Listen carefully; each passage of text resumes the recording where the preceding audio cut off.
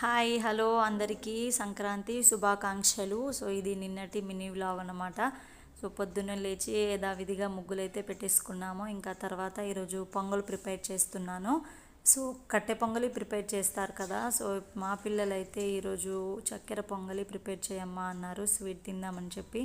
దానికోసం అని చెప్పి నేను చక్కెరతో కాకుండా బెల్లంతో పొంగల్ ప్రిపేర్ చేస్తున్నాను. ఫస్ట్ అయితే ఒక గ్లాస్ పెసరపప్పును వేయించేసుకోవాలి.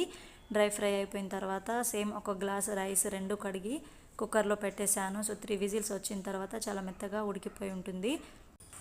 ఆ తర్వాత ఒకసారి పప్పు గుత్తితోటి మ్యాష్ చేసుకుంటే సాఫ్ట్గా అయిపోతుంది రైస్. సో ఆ తర్వాత డ్రై ఫ్రూట్స్ అన్నీ కూడా నెయ్యిలో ఫ్రై చేసుకొని యాడ్ చేసుకోవాలి. ఎంత నెయ్యి యాడ్ చేస్తే చక్కెర పొంగలి అంత టేస్టీగా ఉంటుంది. సో నేను డైరెక్ట్ బెల్లం యాడ్ చేయకుండా ఇలా బెల్లం పాకం ప్రిపేర్ చేసి యాడ్ చేసేసుకున్నాను. ఫైనల్గా ఇందులో కొంచెం ఇలాచీ powder and temple style taste రావాలంటే చిటికెడు పచ్చకర్పూరం కూడా పౌడర్ చేసి యాడ్ చేసేసుకోవాలి.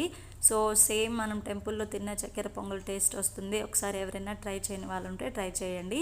ఇంకా తర్వాత పూజ అయితే ఇలా కంప్లీట్ చేసేసుకున్నాయి.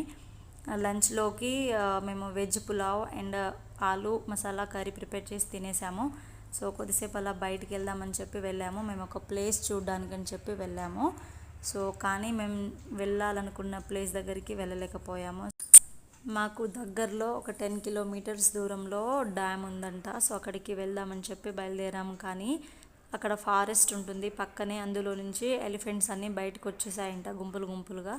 సో అలాంటప్పుడు వెళ్ళకూడదు, యానిమల్స్ ఎలిఫెంట్స్ అన్నీ కూడా పైకి వచ్చేస్తాయి కదా అని చెప్పేసి అక్కడ పోలీసులు కూడా ఉన్నారు, బందోబస్తు చేస్తున్నారు. సో వ్యూవర్స్ అందరినీ కూడా వెనక్కి పంపించేస్తున్నారు.